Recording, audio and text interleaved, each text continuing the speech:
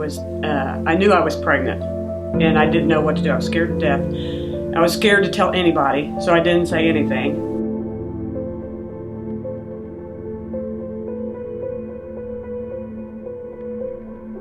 When I was 15, a teacher asked me to come back. They asked me if I was pregnant.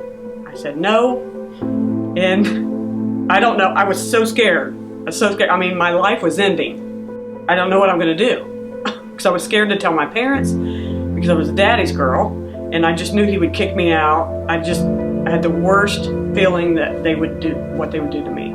My dad came in and he sat down on the couch, and I would not look at him for nothing. I was scared to, I mean, nobody understands unless they go through that, how scared you are. I wasn't even thinking about Larry. So I'm thinking, I'm the one carrying a baby. I've been trying to hide it, and I don't know what to do. And he didn't know what to do. I'll never forget my dad's face. He told me, he looked at me and he said, come here with his arms open. And that crushed me. I mean, it was a good feeling because I knew he wasn't going to kick me out. I knew he wouldn't kick me out, but I was just scared. And he said, it's okay. He said, we'll make this work. I remember the day that I got the phone call. I was working at Fulmer's grocery store and bagging groceries and working the dairy department. And I got a page, Larry, you have a phone call. So I stepped back in the back room, in the produce room, and shut the door and picked up the phone and said hello. And no one said anything for the longest time. And I said hello, and she didn't say Larry, or she said, I'm pregnant. And then I didn't say anything because I was, wow. And she said, are you there? And I said, yeah. I said, are you sure? And she said, yeah, I'm positive. We took 3 tests. I know I'm pregnant. And I said, I'm not going to leave you.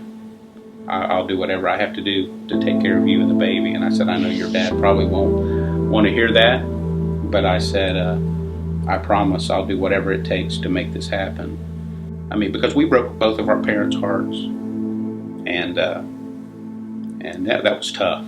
That was harder for us, I think, to deal with than having the baby. I asked him for permission to marry her, and he gave it to me, and I proposed to her on Christmas Eve. And I remember I stepped for a moment into her mom and dad's bedroom, and she was standing there, and I asked her to marry me.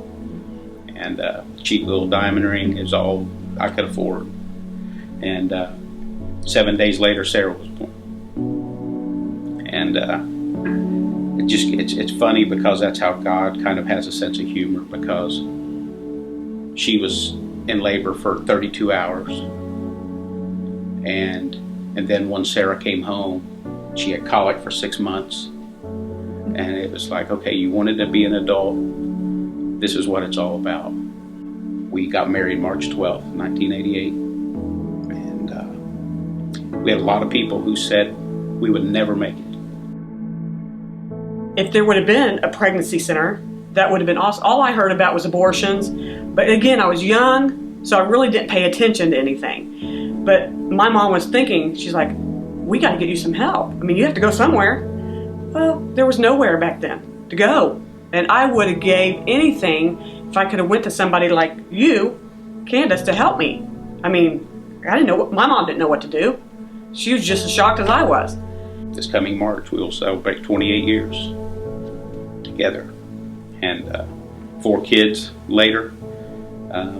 We were just talking, she was 20 and I was 22. We had 4 children. I'm proud of them and proud of her. She's my best friend.